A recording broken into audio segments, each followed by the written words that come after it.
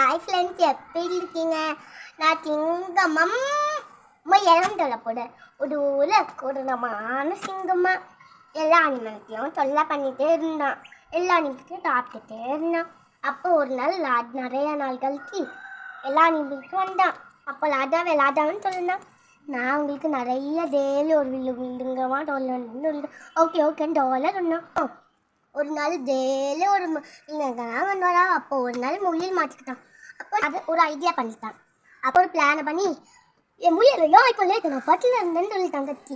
நான் அது என்ன பண்ணேன்னு தெரியாமல் ஒரு கண்ணத்துக்கிட்ட ஒரு திங்கு உங்களே மாதிரி இருந்து என்னை தொடுத்திட்டு வந்து அட்டை தோய்த்து அதுக்கு தடுத்திட்ட வர இவ்வளோ உழைத்தான்.